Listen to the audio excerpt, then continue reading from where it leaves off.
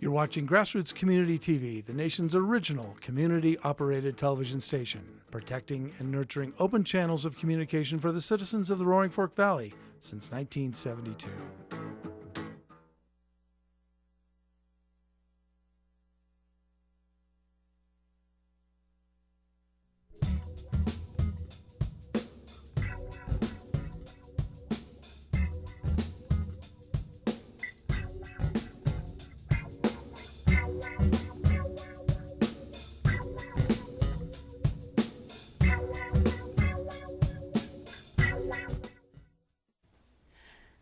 Good evening, everyone.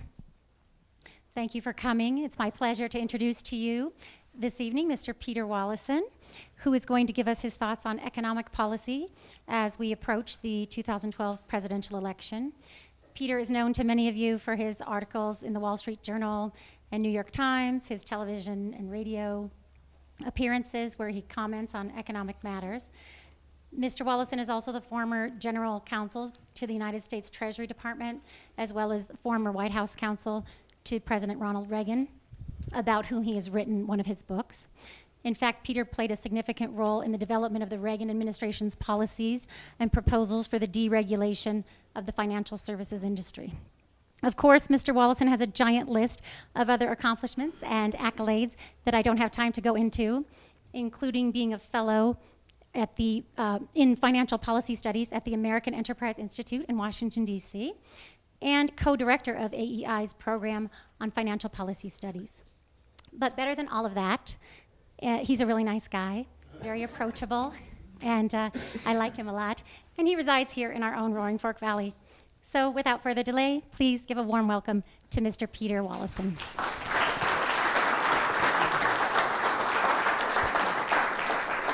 Thank you very much. One of the things I guess you can't say about me, Andrea, is that I'm punctual.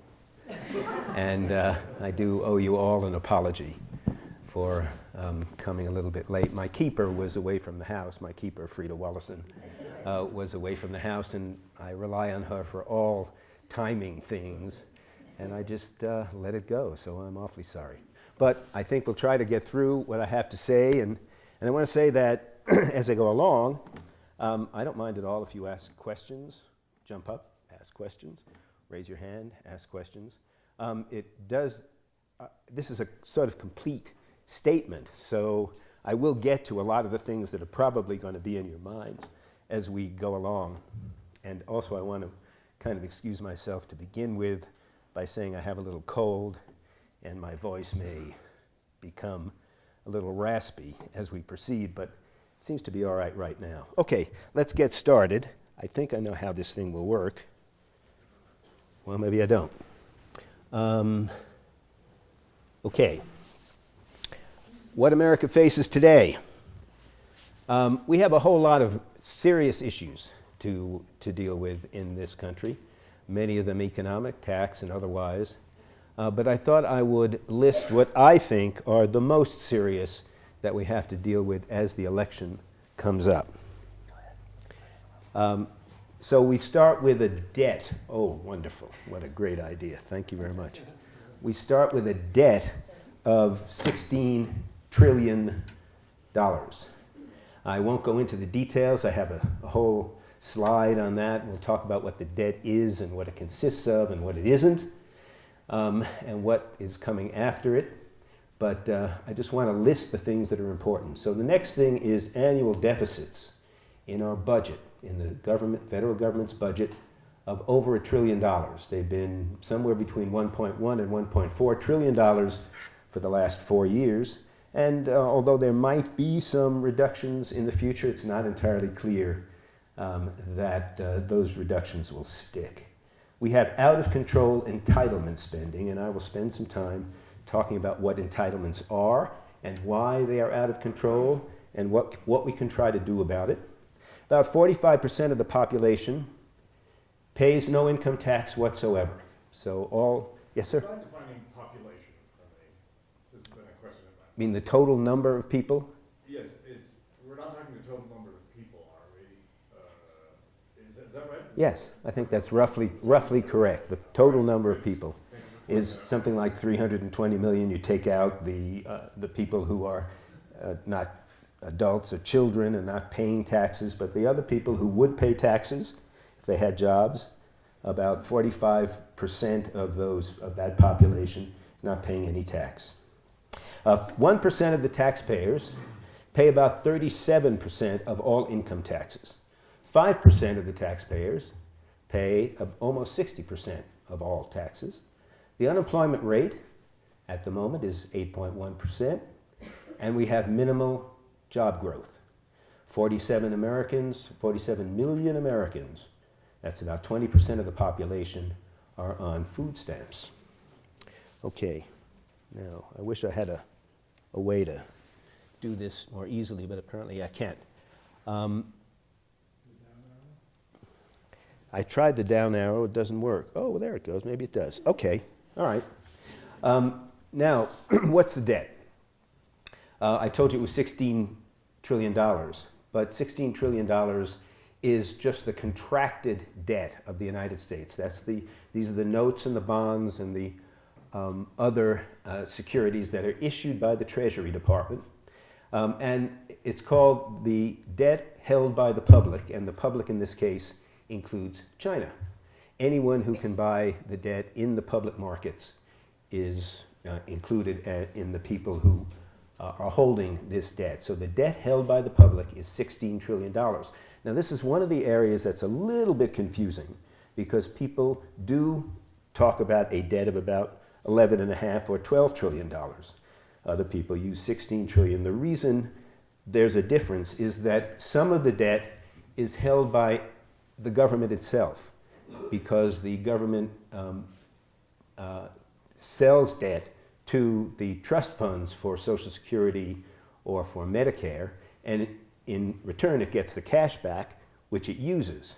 So that debt is also included as intergovernmental debt, and that makes what was about $11.5 or $12 trillion held by the public to be about $16 trillion. Now that isn't all of the obligations of the United States, unfortunately, by any stretch, because we have government agencies that the Treasury Department or the US government as a whole guarantees. And for example, the government-sponsored enterprises Fannie Mae and Freddie Mac and other government agencies that are guaranteed by the government have debt of about $7.5 trillion. So you might think of the debt of the United States that's contracted in one way or another as being something over $23 trillion, but we don't usually count that debt when we talk about the total debt of the United States, because it's only a guarantee and it may not ever come to an actual obligation. But the real obligations of the United States that are very hard to deal with, and which I will be talking about a lot tonight, are the entitlements, the so-called entitlements. And those are Social Security, Medicare, Medicaid. Now, it's very hard to determine what the total entitlements are because they go out for a period of years. They're not appropriated every year. But the Congressional Budget Office, that's CBO, I use that a lot in here, and it's regarded as a fairly nonpartisan organization. And they look at these things more or less objectively, and their number for the entitlements is about $27 trillion to be paid out in entitlements between 2022, up between now and 2022. That's $27 trillion. If we go through 2041, they figure that's about $78 trillion. Now the GDP, that is the general economy of the United States, the gross domestic product, is approximately $15 trillion. So the debt today exceeds that. It's a little over 100% of the GDP. Now CBO projects that it will be 200% of GDP, and of course GDP grows all the time. That's the growth of the economy. It'll be 200% of GDP in 2037 and about 250% of GDP in 2043. Now, no one knows where this stops. Can we continue to issue debt indefinitely and borrow as much as we want from the rest of the planet? Maybe. But I suspect there will be a stopping point, and I will talk a little bit later where I think that stopping point actually is. All right, the deficit. What is the deficit, and how is it different from the debt? The deficit is the difference between what the government collects and what the government spends. And right now, our deficit, as I indicated at the very beginning, is somewhere between 1.1 trillion and 1.4 trillion. That means that out of the total budget, about a third of it, as I will say, is deficit. CBO projects that we will have a deficit of about $4.5 trillion by 2022 unless we have some major changes in the policies we have been following up to now. Those policies include how we reimburse doctors and so forth under Medicare, the so-called AMT, which is a tax on middle income, which has been deferred by Congress. They never allow it to go into effect.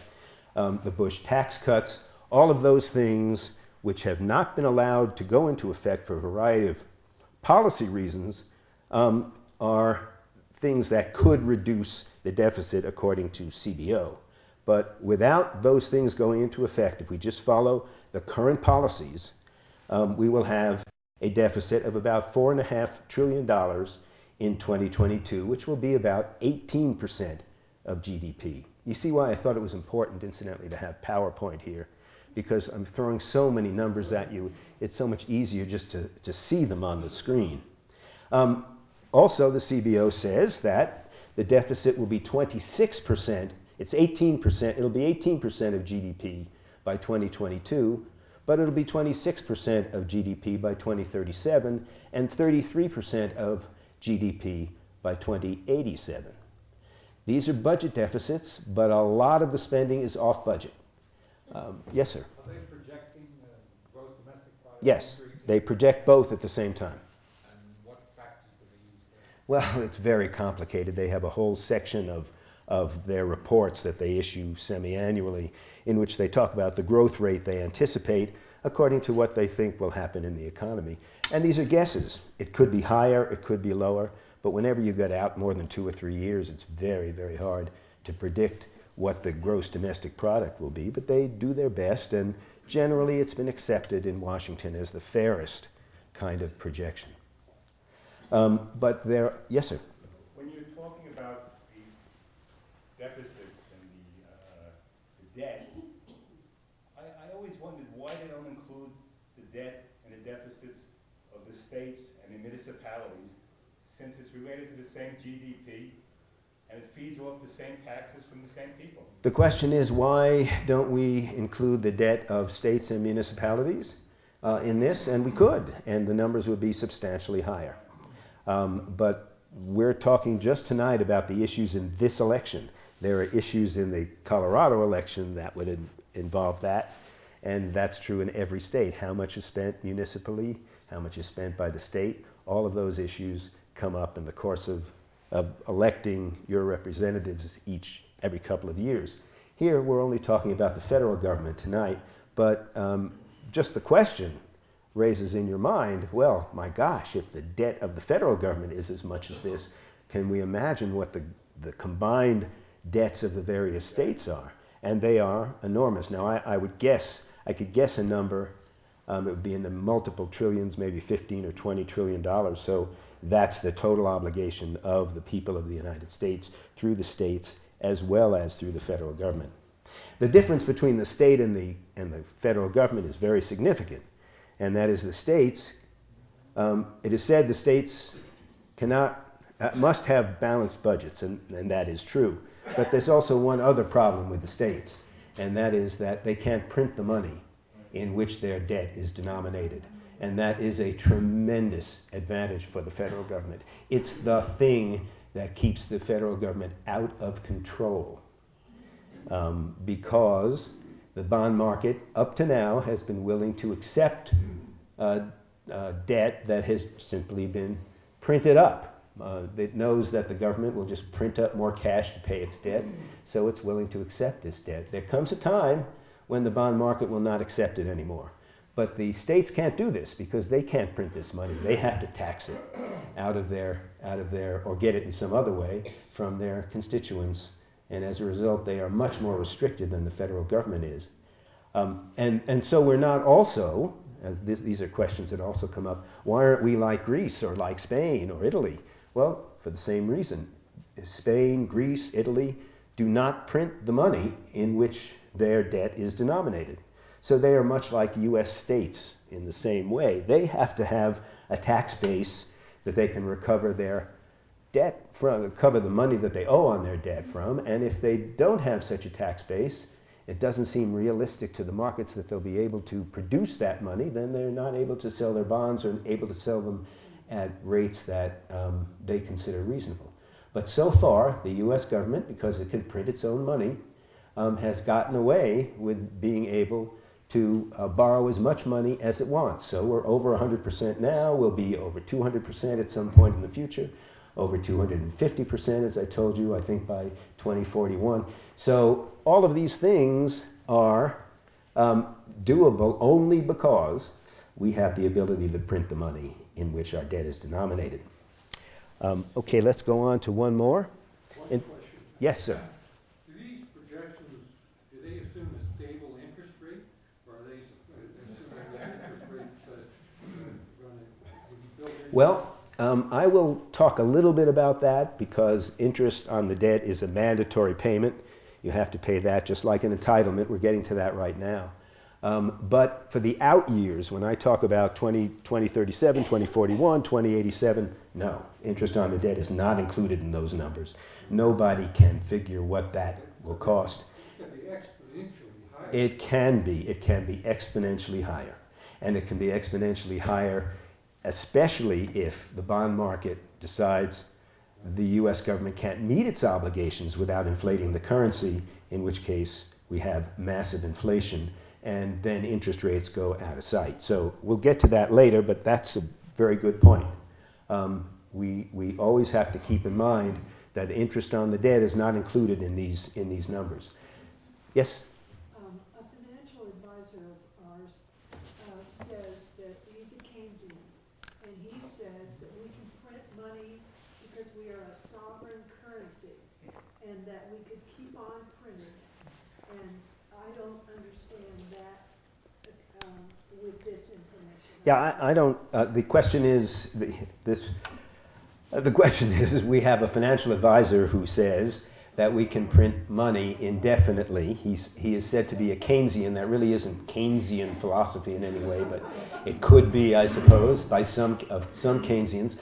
But you obviously can't print money indefinitely because you have to sell your bonds. If you're borrowing money, you have to sell your bonds to someone. And most people are not stupid enough to buy a bond if they think it's going to be paid with paper that is just printed up. So there does come a point where you can't do it anymore. And we don't know where that point is. That's one of the really fascinating things that we have to think about in the future. But up to now, the bond market has not seen fit to worry about it. They are willing to buy government debt at rates lower than any rates that have prevailed in the last 30 years. No one yet understands why, but they're there when the government goes to market. It will probably change. Okay, let's talk a little bit about entitlements because this is pretty close to the same idea. Entitlements are promises by the government. They're not contracts. You can't sue on it. You don't have a piece of paper that the government has promised you something with. It is simply a promise to the government that it will pay you according to what the law says if you are eligible for a payment. Social Security, Medicare, Medicaid are all promises by the government. Now, as you note on the screen, this does not include interest on the debt, and so I'm going to give you some very big numbers about the entitlements. But these entitlements, Social Security, Medicare, Medicaid, are not controllable by Congress. The only way Congress can control these costs is by changing the law. The law says that if you're a certain age, you're entitled to Medicare, and you're entitled to Social Security. And as long as the law says that, you're entitled to receive that money. If they want to change that, they have to pass a law. And that's one of the reasons why it is so difficult to get the entitlements under control. Because passing a law in Congress is extremely tough when some people are going to be hurt by that change. So as we move along in this discussion, we'll see that it becomes extremely difficult to decide how we address these terrible problems of debt.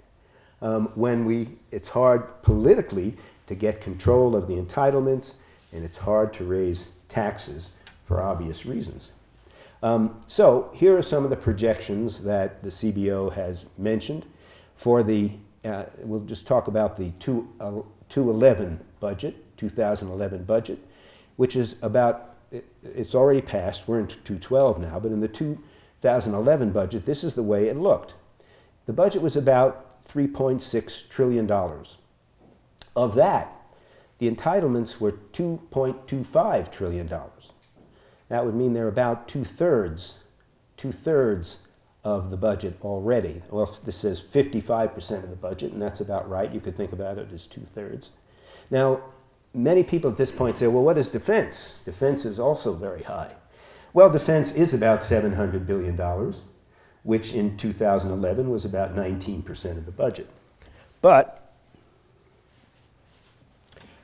let's go on to talk a little bit about what this growth of entitlements over time really means.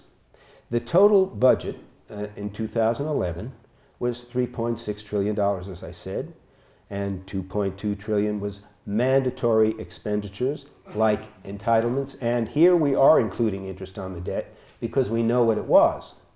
That leaves $1.35 trillion for what is called discretionary spending, which includes defense spending. So I told you that defense spending was $700 billion. $700 billion is included in the $1.35 discretionary spending.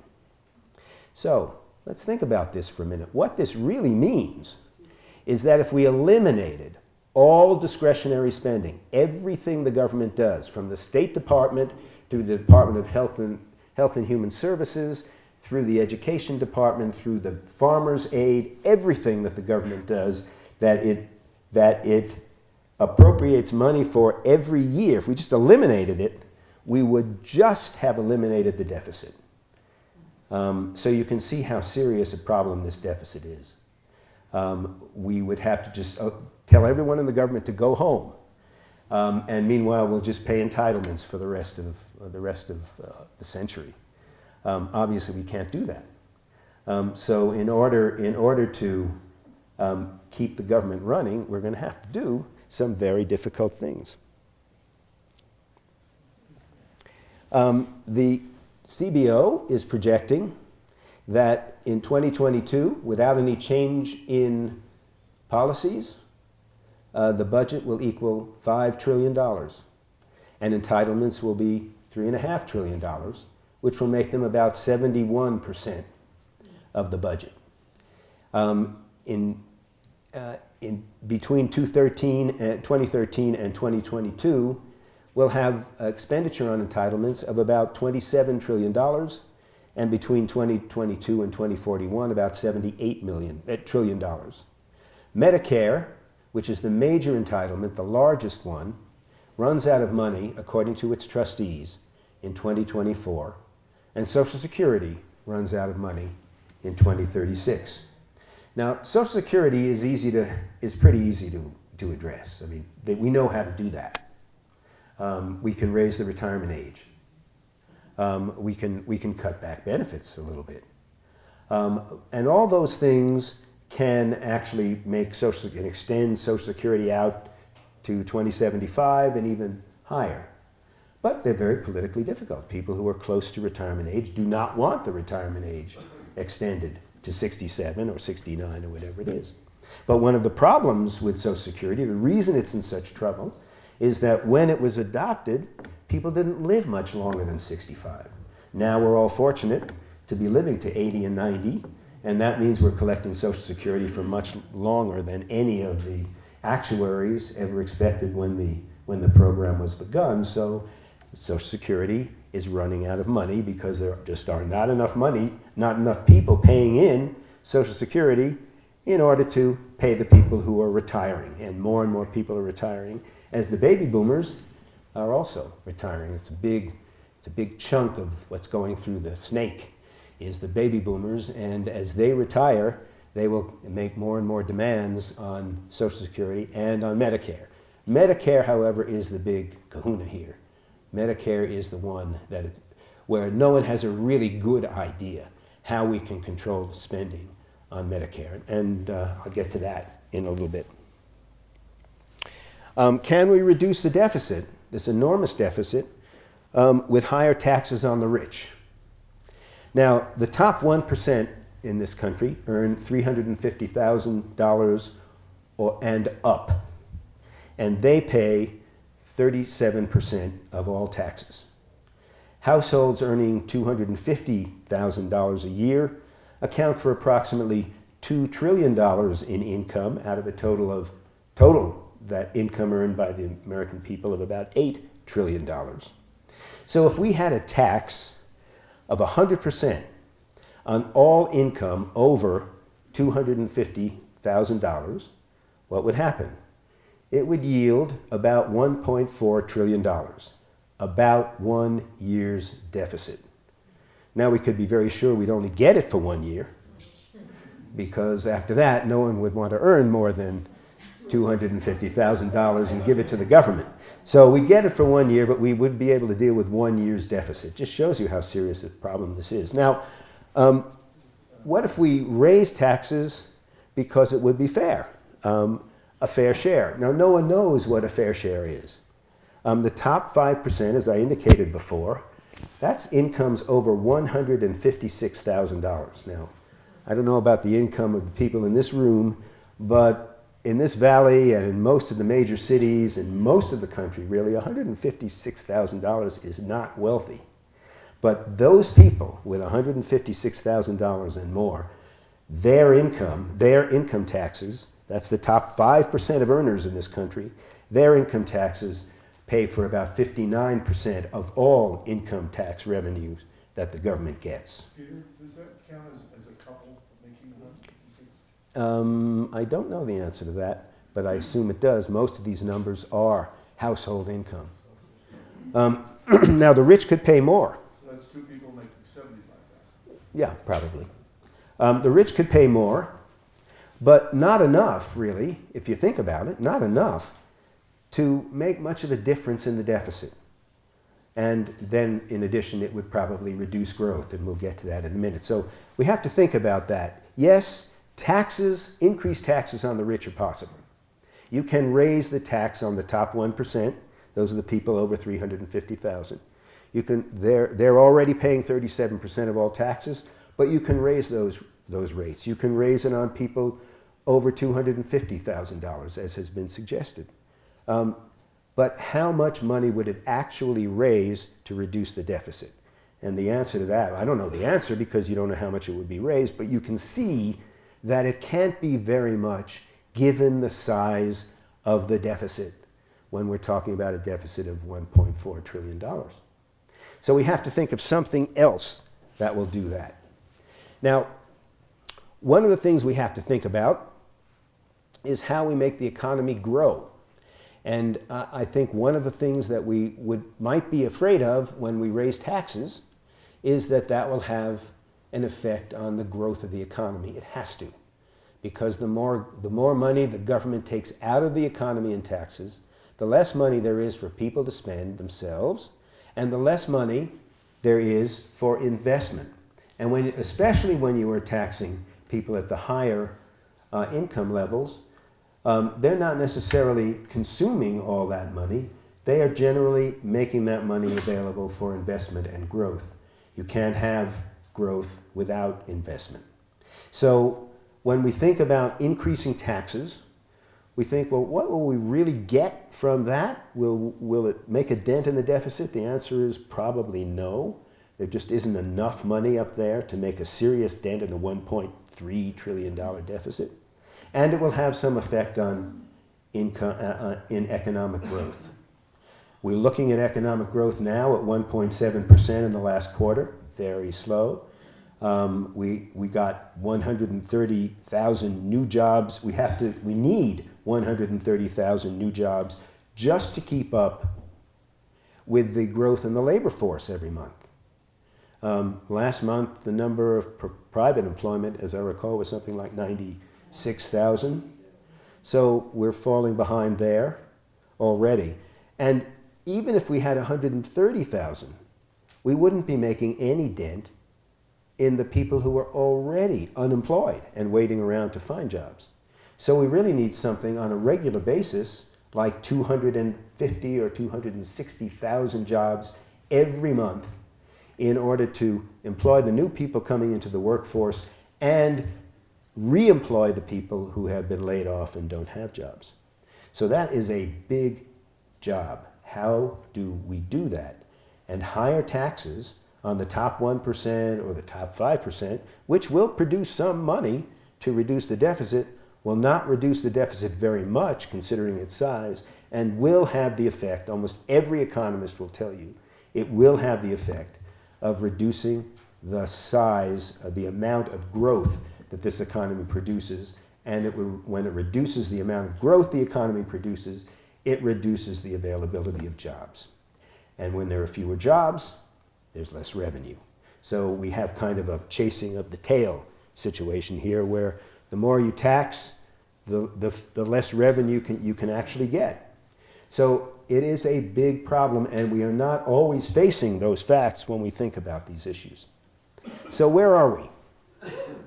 Growing debt, uncontrolled entitlement spending that exceeds income, slow economic growth, slow employment growth, a rising number of unemployed, a low rate of employment equals low government revenues and higher costs for social programs, like, as I mentioned at the beginning, food stamps. Yes, ma'am. I'd like to throw one other thing into the mix, and that is, I've read in several places that something like 80,000 multimillionaires left the country, and they walk. That won't do them any good. No, it really won't, because the United States is the only country in the world that taxes its citizens anywhere in the world. So they not only have to leave the country, they have to give up their U.S. citizenship. And maybe 80,000 have done that. I kind of doubt it. But most people would be happy to pay the taxes if they could retain their citizenship in this country, which is such a great country. But there are some people, I'm sure, who would be delighted to move to the Caribbean and become citizens of Jamaica, or go to Asia and live in Singapore or something like that where the taxes are lower. But I don't think it's 80,000. But it's very tempting. And you might have noticed that France has raised its taxes to 75%. And one of the very wealthy people in France wants to change his citizenship to a Belgian citizenship. But he says he will continue to pay French taxes. I kind of doubt that. Okay. All right, what are our options for the most serious problem, which is our fiscal deterioration? Our continual debt, growing faster than our economy is growing, and our inability to control that debt. Now, there's no economic theory that would suggest we should raise taxes when we have slow growth in the economy. Even the Keynesians are not saying we ought to raise taxes for that. Now, there's an argument that you might raise taxes because it's fairer. I'm not arguing that. I'm just saying that in terms of economic theory, you wouldn't raise taxes when the economy is growing slowly, because it will make the economy grow even less quickly than it is. So this would raise unemployment and reduce rather than increase revenue over time. If we did raise taxes, say for fairness, we have no assurance, and this is very important to keep in mind, because people seem to say, well, we could raise taxes and we would reduce the deficit. Yeah, that assumes that Congress will actually use the money to reduce the deficit. And there isn't any assurance, there's no assurance that the Congress will do that. And I'm talking here I'm talking about the Republicans and the Democrats. If you're in Washington, as I am too much of the time, I watch this process. And that is when the money comes in, there are demands from constituents for all kinds of things, and this is a democracy. And the Congress people, the senators and the congressmen, want to meet their constituents' needs. So there isn't any assurance, even if we increase taxes, that we would be able to reduce the deficit.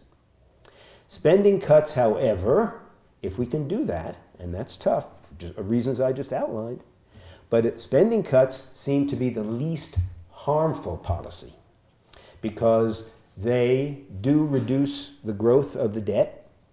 They get control over the debt if we can do that. And they don't reduce employment in the economy. They would allow the economy to continue to grow and perhaps at a faster rate. Now, at the bottom of this slide, I have something that's very important, it seems to me. And we have to remember this. We don't have to pay off our debt. Sometimes you hear people tell you that, well, we have to pay the debt, it's $16 trillion. No, we don't have to pay off the debt. In order to prevent fiscal calamity, we simply have to get control of our debt. We just have to convince the rest of the world, and particularly the bond market, that we have policies in place that will control the growth of the debt over time. Because as I say, when we get a little bit further along in this discussion, that's really the problem. The bond market will at some point decide that the United States cannot meet its obligations, not only its contractual obligations, but its entitlement obligations, that trillions and trillions of dollars I've been talking about, without printing money, because raising taxes won't do it. So you have to just print money in order to make it work. Yes? Peter, you kind of skipped over, I mean, you mentioned it, but you skipped over the spending cuts seem least harmful. They don't reduce employment. But there is a large school of thought that every dollar that the government spends somehow produces more than a dollar's worth of GDP. And some of that is employment, and that is, in fact, part of Keynesian theory that government spending needs to substitute for private demand when private demand is soft, and part of that is to keep employment high. So could you please comment on that, because I think it didn't get the attention it deserves. Okay. The question is, I'm talking about spending cuts, and I'm suggesting that that is not harmful. And one of our colleagues, Maurice Emmer, has suggested, well, I really ought to deal with the problem that many people believe that spending by the government actually produces jobs. And so maybe it would be a good idea for the government to continue to borrow money, and instead of cutting spending, to increase spending. Because if spending does increase jobs, maybe we ought to do that as a policy. I have a great deal of difficulty seeing that that theory has ever worked out. First of all, we had a really good test of it with the Obama administration. It came into office in a pretty serious recession and spent over $800 billion on the stimulus without any obvious result for the economy. We could have been worse, perhaps, but it's hardly imaginable that it could be much worse than it is. We've had months and months and years of very, very slow growth, despite the injection of all this money into the economy. There are other technical problems, too, with this. And one is that the government has all kinds of rules about spending money. Developed over the years because of newspaper articles about how the government was wasting money here and wasting money there and giving it away to people who under favorable circumstances or favoritism circumstances. And so the government really has to be very careful about how it spends money. It has to spend the money according to certain kinds of restrictions and regulations. And so this money does not actually come out as quickly as people would expect it to come out. It doesn't actually put money into people's pockets for a long time. And I think many of the projections that were made by the economists in the Obama administration at the outset said, well, if we spend this money, we will never have employment going over 8%. This was a very famous set of memoranda that were made by the Obama economists. They didn't really understand that we weren't going to be able to spend all this money at one time. We haven't even spent it all right now because there are all these restrictions. There were at least no significant number of shovel-ready projects that we were going to be able to put to work. And it also turns out that a lot of these projects are not things that many people want. You take, for example, the KL pipeline. That seemed like a pretty good idea. You'd be bringing oil down from Canada, but the environmental questions were very troubling, so that didn't get spent. These are the kinds of issues that people don't consider when you talk about just simply having the government spend money. I have grave doubts that the Keynesian theory really works. The only ones that I have seen personally work, and I'm going to talk about them in the next slide, I think, are tax cuts, which have worked. They worked for Kennedy and they worked for Ronald Reagan. Yes, Larry. Isn't there still just as much waste, fraud, and abuse? Since they put in all those wonderful rules to make it more difficult to have waste, fraud, and abuse? How would we know? I mean, The question is whether there still as much waste, fraud, and abuse. And the answer has to be, who knows? We don't know how much waste, fraud, and abuse there was before. But what we do know is that in any bureaucracy, we have all kinds of rules that the bureaucracy has to operate under. Maybe these rules have reduced waste, fraud, and abuse. I would say that the US government is probably the most honest government in the world. But what does that mean? You know, everything is relative. So I don't think there's much to be said about that. Yes, ma'am. Wasn't part of the money used to save the automobile companies that produced some? Yeah, some of the money from TARP, some of the money, not stimulus money, that was TARP money. Some of that money was used to save GM and Chrysler. Personally, I think the jury is still out on that. People who invested in Chrysler, in General Motors, have lost about $60 billion right now in the market. That doesn't mean GM will not succeed, but it hasn't yet. And the market is very doubtful about its long-term success. So it may well be that money, which looks good to people who are working in the GM plant today, may not in the future look like such a good investment for the government. And the government is not really very good at making these investments, as that shows, because that investment was made for political reasons, not because it was going to be a good investment. Yes, sir. I heard a theory that it took like 5 or 7 private sector jobs to pay for one government job. The taxes from 5 people working cover the cost of having. It would be much higher than that. Much higher than that. I mean, I think if you look at the numbers, the question is, the gentleman had heard that it took 5 people working to pay for one person working in the government, or just working in general because of government. In the government, which is a non-profit yeah. job. Well, it depends on what a person is paying, but let's assume a teacher being paid $40,000. You'd have to have 5 $10,000 tax payments. That's pretty high. Most people don't pay $10,000 for their local taxes. So I expect there is much, much more, many, many more people paying for government jobs. So we jumped into Obama hiring 18,000 in the IRS. That thought process. So well, now there you get some return on investment, right?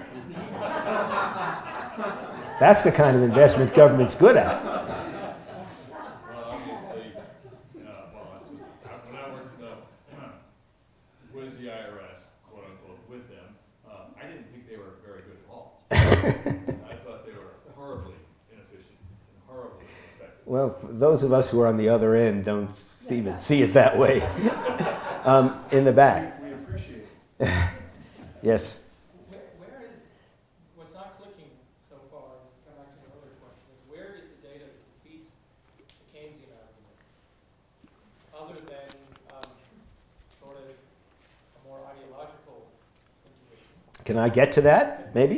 If I can leave with yes. It's on my slides. I'd love to see it. On tax cuts, Apple Computer has untold billions of free cash that they're sitting Right. on nearly $1 trillion Right. of market cap. Cutting the corporate tax rate of Apple would not intuitively cause them to invest more. No, They no. have an abundance already, so maybe that's Okay, something. very good question. Apple has, first of all, where's the data that shows that tax cuts, for example, work? And then the example is Apple has about $1 trillion in cash that is not putting to use. And if we increase the taxes on Apple, we would get that. And if we reduce the taxes on Apple, why would we assume that they would make any use of that money? And here, I guess, is the answer. You have to start thinking about where the economy is today. There are some very remarkable things happening in our economy today because it is so weak. It's completely unprecedented.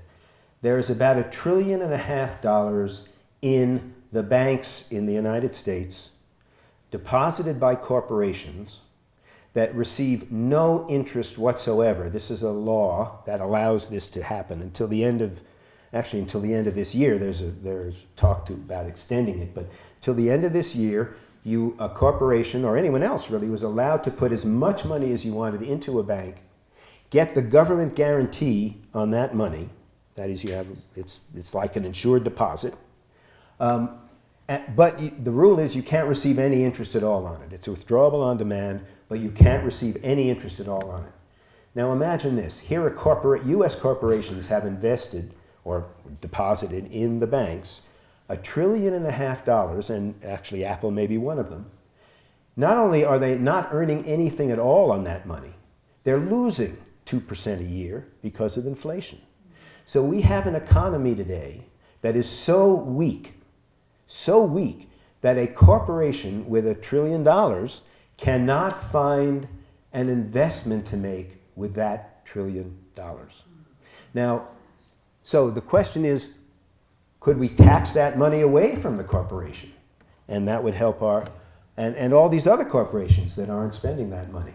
And you have to think to yourself, well, what effect would that have on these corporations? What would they do in a case like that if the government raised the tax to, say, 75% in order to just take all of this unused money away from corporations to pay for the deficit? The first thing people would say is, well, we're not going to pay for the deficit, actually. We're going to spend it, aren't we? And yes, we would spend all that money. But think about what the corporations would do. The corporations would move. The corporations would cite their activities overseas. Or they would do anything they could to get out of that kind of taxing environment. So I don't think that would be a particularly good policy. As to what reducing taxes would do in an economy that is actually working, that's another question entirely. And reducing taxes where there is a lot of demand and a lot of need for investment could really produce a lot of activity in this economy. But we're not going to have that as long as we have such a weak economy. You want to follow up with that? Just quickly, I mean, you certainly wouldn't want to raise taxes on Apple, but cutting taxes on Apple would increase their incentive to do anything. No, it certainly wouldn't do anything now. It wouldn't do, but if you cut, and we'll get to this in a moment, but if you cut taxes on everyone, according to what we've seen, at least in experience in the recent past, that does produce a lot of economic growth. And then Apple would be able to make use of its money. Maurice, one more. It's worth asking if our corporate tax rate were less than the corporate tax rate in most other developed countries, how many companies would establish facilities here that they do not have here? Sure. That they now have in other locations around the world. What would that do for our economy? or U.S. or U.S. Apple's foreign operations might they not bring into the U.S. because it's just more convenient. Sure. And that's one of the arguments for cutting taxes. And that is, if you cut taxes on U.S. corporations, they won't do as much abroad. They would bring more of their activities back into the United States. This is all a big debate, and the trouble with this debate is that it's hard to debate everything like this now when the economy is in such dreadful shape, because it's not a real economy. No one's ever seen an economy like this where corporations have all this cash and don't have anything that they want to spend it on, because the opportunities, as they see it, are so poor. But let me just finish what I'm going to say, and then we can go to questions, because I do get to the whole question of whether tax cuts are better than spending cuts. We already see that spending cuts are going to be really hard to do, but tax cuts are also going to be very hard. Tax increases are going to be very hard to do. So, in the past, cutting taxes has created jobs. We have experience with the Kennedy tax cuts in 1964, which were an experiment, really, by Kennedy. They weren't in accord with what many of his Keynesian advisors recommended, but the economy was growing slowly in 1962 and 1963, and he cut taxes, and it produced 4% annual growth in GDP during the Johnson administration. But I think the best example of all is the Reagan tax cuts, because when Reagan came into office, and I was in the Reagan administration, as Andrea reported, and I was at the Treasury Department at the time. When Reagan came into office, it was a very painful time, because Paul Volcker was then the chairman of the Federal Reserve, and he was on a tear to reduce very high rates of inflation that we were suffering toward the end of the Carter period. Those rates of inflation were things we'd never seen before: 10, 12, 13% annual inflation, interest rates at 18%, mortgages at 15%. Paul Volcker's idea was that we had to sharply cut back on inflation by cutting back on the growth of money supply. And by cutting back on the growth of money supply, he really contracted the economy. And Reagan came into office, beating Carter, when there was high unemployment, but there was high inflation, but unemployment was only about 7.5%. By the end of 1982, unemployment was 10.8%, which is higher than it has gotten even under Obama. And people were talking about Reaganomics not working. He cut taxes, and all it did was it had no effect on the economy. But by the beginning of 1983, the economy began to recover. And that was a very memorable time. For the 3 quarters during which the economy recovered in 1983, the average quarterly annual rate of economic growth was 8%. And you can compare that to what we have today and what we've had over the last 4 years. Very, very slow now, but for Reagan it was enormously fast. And so unemployment, which was 10.8% in 1983, was down to 5.5% in 1988 when he left office. Now, I'm not saying that this always works, but it seems to be a better way of addressing the problem of slow growth, few jobs, and low revenue for the government. It seems to be a better way to address it than taxing more money out of the economy and having the government spend it, because that seemingly has not worked for us over the last 4 years. So that's the data. I mean, if we're looking for data, that's about the best we can get. Now, economists will argue about this still and say that there were things about the economy during Reagan's time which can't be replicated now. There were things about the economy in Kennedy's time that can't be replicated now. These arguments will go on forever. But from my perspective, in terms of someone who has watched the economy over a large, more years than I would like to remember, the tax cuts seem to have worked. In fact, I was looking today at the result of the Bush tax cuts. And the Bush tax cuts were pretty modest. The ones we're fighting over today were pretty modest. They left the tax rates higher than where they were when Bill Clinton came into office. And the Bush tax cuts actually produced a lot of additional revenue, much more revenue than we have been getting over the last 4 years. So there is something to be said for stimulating the economy with something like that. Yes, sir. You said that the Bush tax cuts gave us a great deal more revenue, but we went from debt of $5 trillion to $10 trillion during the Bush 8 years. So what is that? What happened to that extra money? Actually, those aren't exactly the numbers, but they're close to the numbers. And yes, the debt increased because there was much more spending than there should have been, and the reason for that was entitlement spending. The entitlements began to grow very substantially at the end of the Bush administration because the baby boomers began to retire during that period, and we introduced an entirely new entitlement, which was this drug Part D entitlement for drugs in Medicare, and all of those numbers increased the deficit substantially. I am not going to say that Bush was a successful president. I do not believe that, and in fact, you'd have to read a lot of my writings about the housing policies of the United States, but I believe that Bush's housing policies, which followed Clinton's housing policies, were responsible for the financial crisis.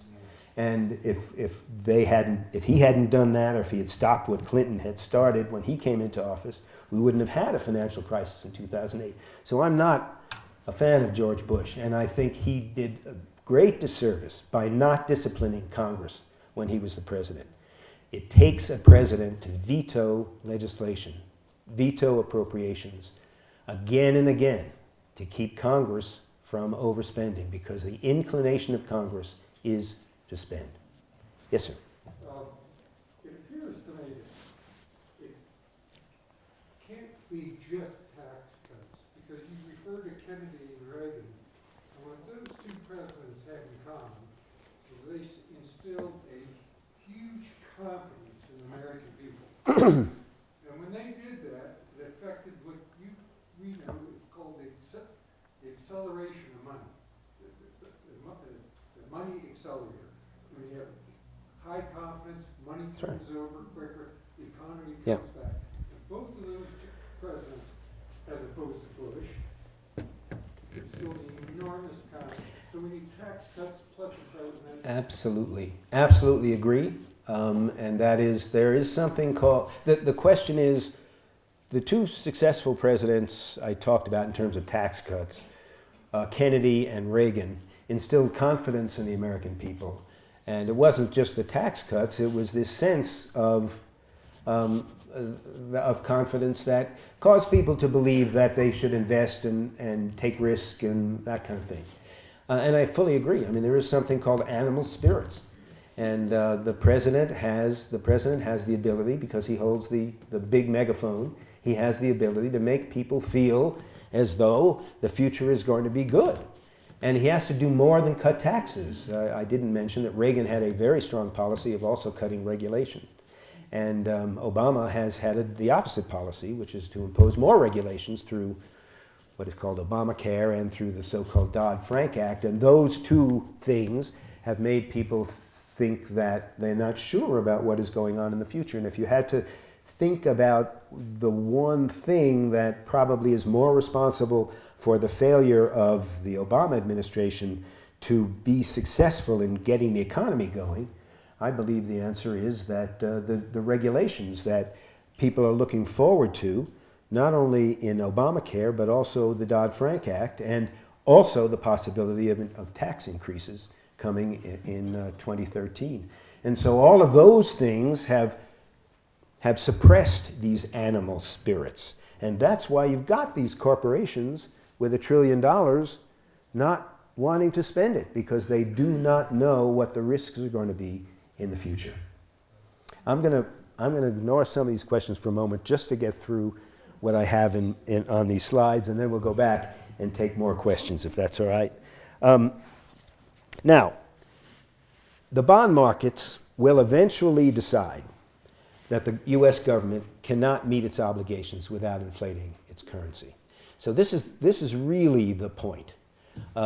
What would stop the U.S. government from continuing to borrow? And the answer is, it is a whole lot of people around the world who buy U.S. government securities. And at some point, and we don't know when, and we don't even know why, it's the kind of thing that just happens. There's sort of a common consciousness that suddenly arises in the economy about what the future holds. And when that occurs, when they say, well, looking at these entitlements and looking at the tax resources of the United States, they can't do this. They cannot tax their people enough, and they will not have enough economic growth so that they can meet the obligations that they're asking me to buy. They're asking me to buy a 10-year note or a 30-year bond. And when I think about 30 years from now in the United States, what is the dollar going to be worth? And the answer to that, that a lot of people will come up with is, doesn't look good. And so they will begin, one day, the U.S. government will go to market with a 10-year note, and it will ask for $50 billion in 10-year notes, and the market will say, nope, not from us, not now. And when that happens, that's when we're up against it. Because what has made it easy for us all this time to continue our ways, our ways of borrowing and not saving and not taxing, what has made it possible for us to do this is that people were willing to buy our bonds. And when they stop buying our bonds, at least at reasonable interest rates, we will be in trouble. So what happens? They will say, I want a 10% rate on this bond. I'm not going to buy it otherwise because I'm afraid that 10 years from now, the money will be worth 10% less, at least. And as that happens, all costs go up for all corporations and all people because the U.S. government always gets the lowest rate in the market. So if the U.S. government has to pay 10%, businesses are going to have to pay 15%, and individuals will have to pay 18% or 20%. And that will cause huge disruption in our economy, a wage price spiral, and something like a political revolution. It will have to come. We will then have to decide, if we don't decide before then, we will then have to decide which way to go. And there are two ways to go. Either we cut entitlements or we increase taxes. And those are two possibilities. You can have a very high taxed society in which we actually do take 50% of all earnings right off the top from everybody, or 75%, whatever you want to choose, and you get along. You get along and you are able to continue to fund your entitlements. We will not have much growth under that situation, but we would have we could conceivably have a very stable kind of economy. But that would come after this sort of crisis has occurred. The other alternative is, no, we're not going to do that. We're not going to have an economy where everything is stable and there's no growth, but we're all being fed every day by the government, given enough money to have a reasonably comfortable life. That's not us. That's not America. We will not do that. We'll cut the entitlements, and we'll go on from there with a different kind of economy, the kind of economy that, say, Paul Ryan talks about, where people are risking and people are taking risks and people are winning and some people are losing, and we are still the leaders of the world in economic growth. There are two different ways to look at this economy, and one of them will be the result of the crisis that will come when the bond market decides that it's not going to buy our debt anymore. Okay, thanks very much. That's about the end of it. And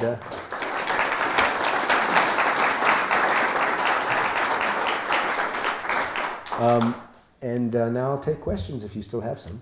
Yes, ma'am. I wonder if you can remember how many times Bush went to Congress when it was democratically controlled to concern himself, and he was concerned about Fannie Mae and Freddie Mac, that they were in imminent danger. And I know that he went, but I don't remember the circumstances. Can you address that? Well, it's not so much the times that he personally went there, but his administration, beginning in about 2004, began to try to get tougher regulation of Fannie Mae and Freddie Mac. And he was not successful. In the first place, Congress was not willing to do it.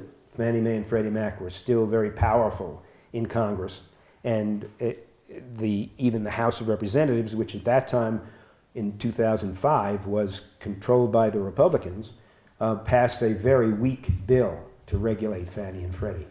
By later in 2005, the Senate did pass a rather strong bill, but the Democrats were in control of the Senate at that time, and they wouldn't allow the bill to come up for a vote. So the Bush administration started in 2004 to try to get control of Fannie Mae and Freddie Mac, but by that time it was really too late.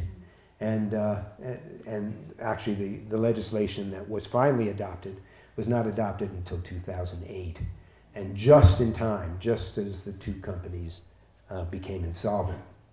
So it's not a very good record. The Bush administration did not do enough to keep our housing situation under control. They allowed the development of huge numbers of subprime and other low-quality mortgages, and when the bubble that was created as a result of all this investment coming through Fannie and Freddie, when the bubble deflated, all of these mortgages, or large numbers of them, began to default. And that drove down housing prices, and that's why we're in the situation we are today. Fannie Mae and Freddie Mac were not the only companies that were supporting this bubble. No, they're not the only ones, certainly not. There are several. The whole world was buying these things, that's right, but 70 of the subprime, by 2008, there were 28 million subprime and other low-quality mortgages in the United States. That's half of all mortgages in the United States were subprime or low quality. And 74% of those were on the books of Fannie Mae and Freddie Mac and other government agencies like FHA and several others. So no, Fannie and Freddie were not the only causes, but they were the principal cause, and the government's housing policy in general was the principal cause.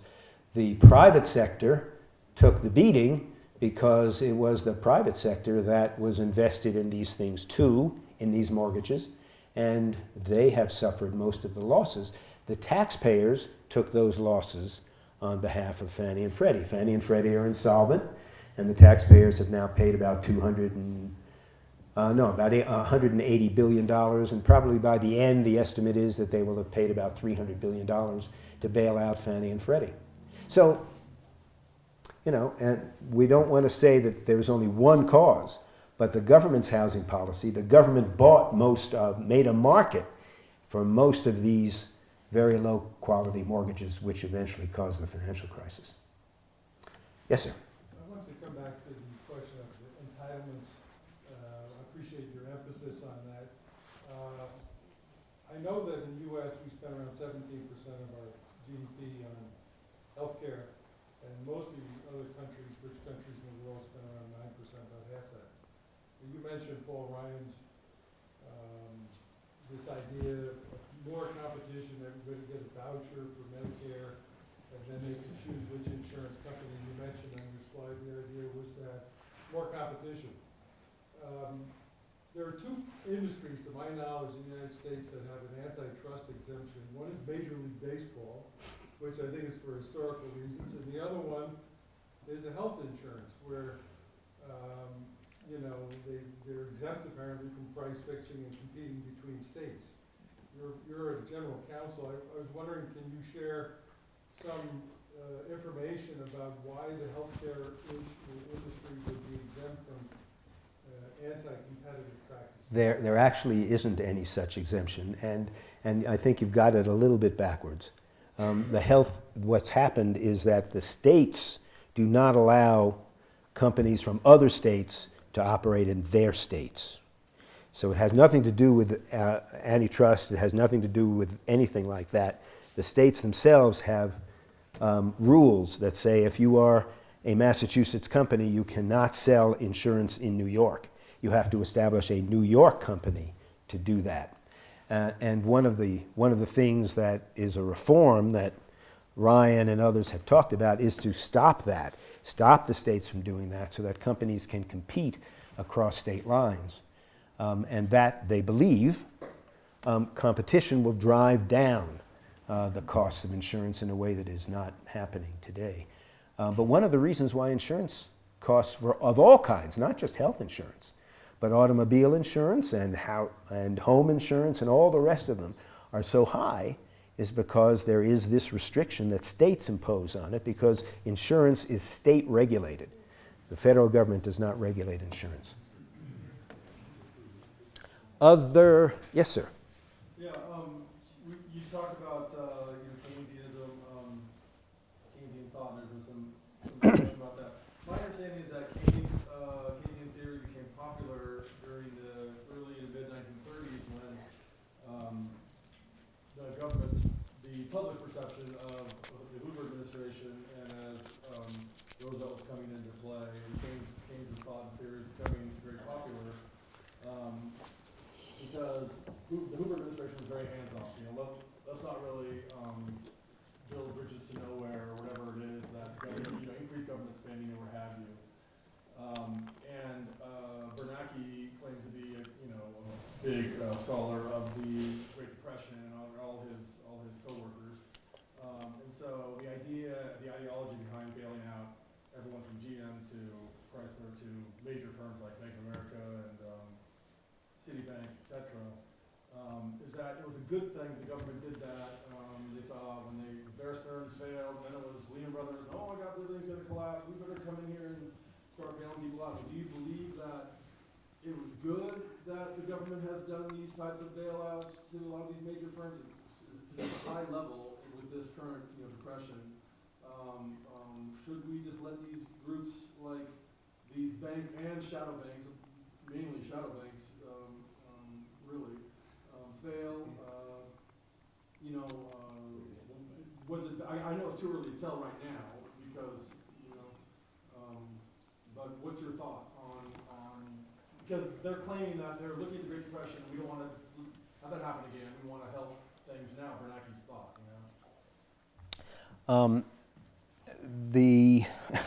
This goes back a long way and has a lot of history to it, but the government never wants a big company to default. If you think about what goes on in the heads of government regulators, like Bernanke, is if they save a company, they're heroes. If the company fails and there's a big problem, they're goats, and they get blamed. So their inclination, because it isn't their money, it's our money, their inclination is to save these companies. Now, Bear Stearns was not a bank, never was a bank, just an ordinary investment bank, large one, about $400 billion. Bear Stearns was about to fail in March of 2008. It was saved with a $30 billion loan from the Federal Reserve, which got J.P. Morgan Chase to buy Bear Stearns. What did that do?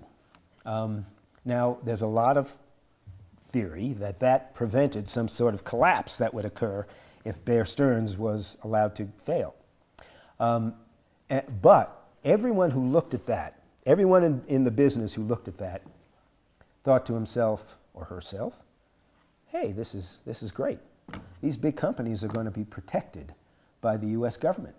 I mean, if they'll save Bear Stearns, they're certainly going to save Lehman Brothers, they'll save Merrill Lynch, they will save Goldman Sachs, they will save, everybody is going to be saved.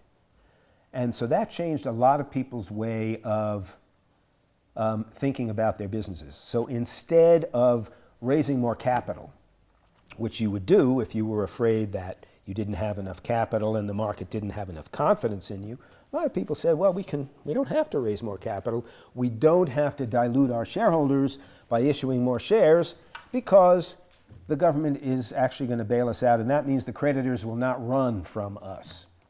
Well, that isn't what happened, as we know, because Lehman Brothers then was allowed to fail.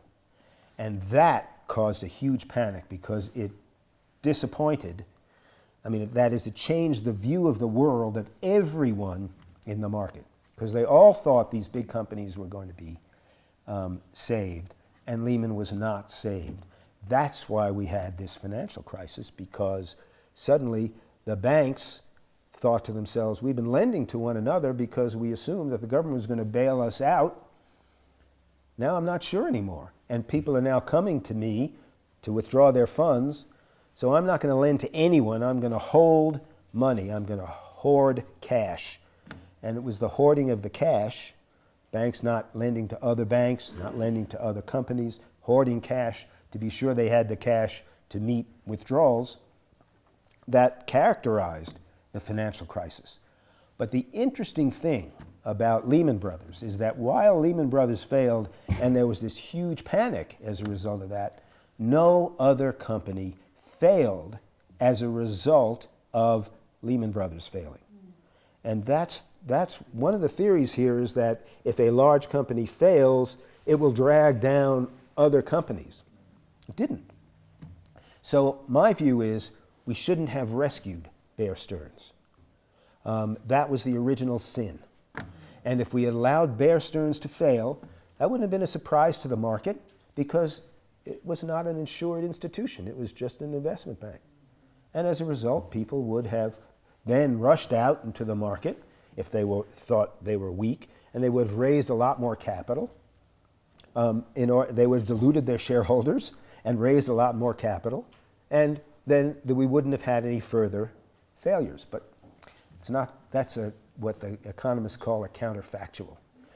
So I think that we made some huge mistakes. And we're making the same mistake again today, because under this Dodd-Frank law that I mentioned, we are now saying that large non-bank financial institutions can be declared to be systemically important, which means that the government, which will mean to the market, that the government will not allow them to fail. And once we do that, we give them all kinds of advantages in funding, because they look a lot less risky than their smaller competitors. And that will cause a consolidation of all of these competitive markets in insurance, in finance companies, in securities firms, in holding companies of various kinds. All of them, the big ones will succeed, and the little ones will be forced to consolidate with the big ones. It's a huge mistake. We did it in banking. We've ruined the banking business in this country by allowing this to happen. We're about to ruin every other major financial industry because of this policy. On that note, I have to end our discussion because the library is now closed and they desperately want us to leave. None of you can go. You're all trapped. So let's thank Peter Wallison.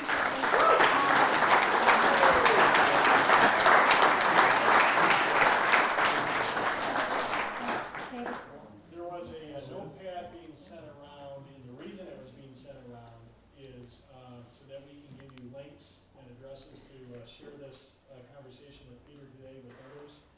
And so if you haven't signed it, please look for it and provide your names